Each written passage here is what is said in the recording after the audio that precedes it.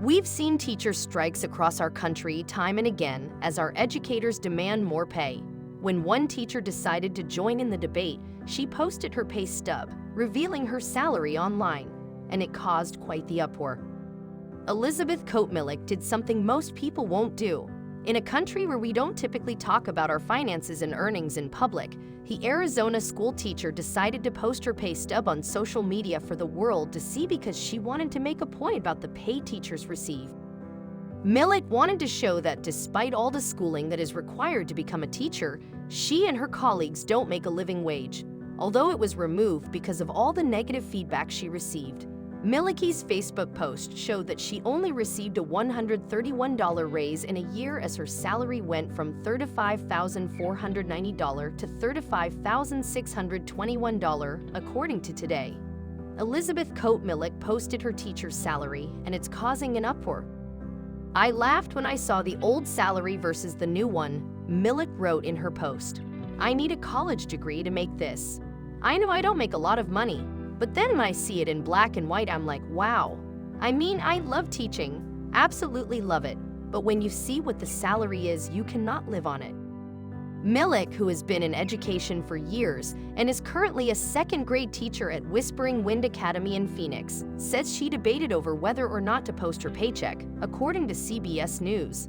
In the end, she decided that she wanted to show what a teaching salary looks like in her state, but Millick's picture is bleaker than most. Although Arizona does have some of the lowest paid public school teachers in the nation, the average salary for those educators is not the $35,621 that Millick's check stub reflects.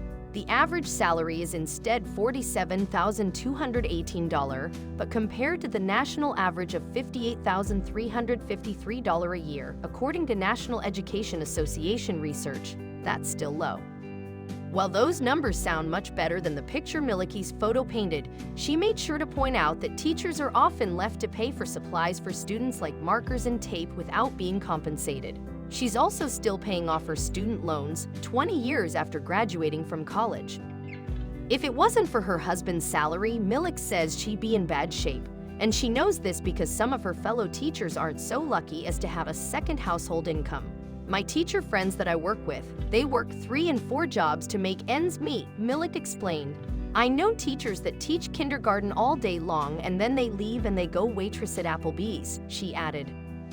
"If you are a single person trying to make it on what we make, you couldn't do it," she claimed, and studies seem to indicate she's correct about teaching becoming an unsustainable profession. A 2017 study by the Arizona State University's Morrison Institute for Public Policy said that teacher recruitment and retention levels in Arizona are at crisis levels.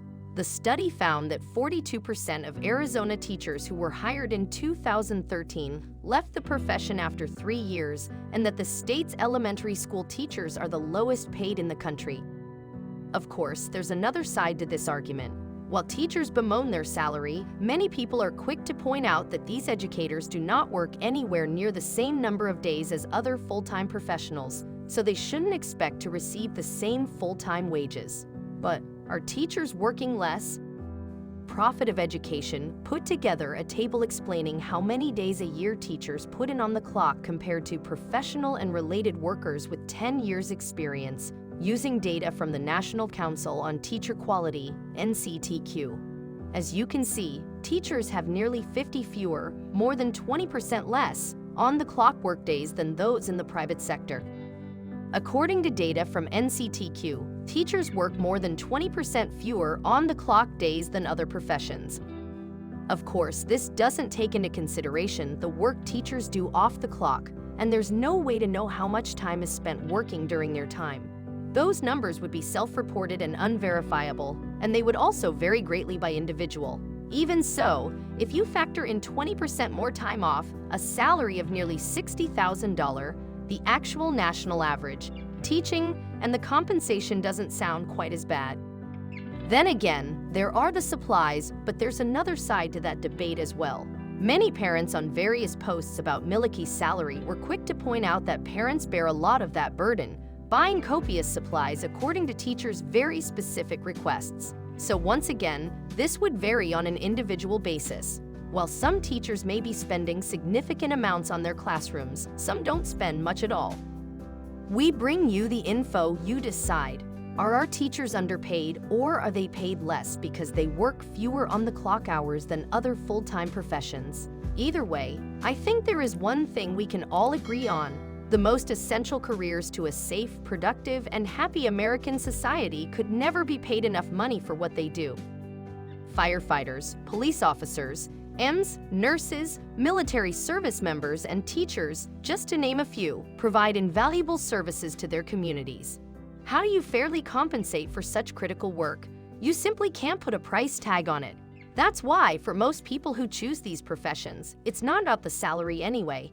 They enter these fields for reasons money can't buy, and we applaud them for it.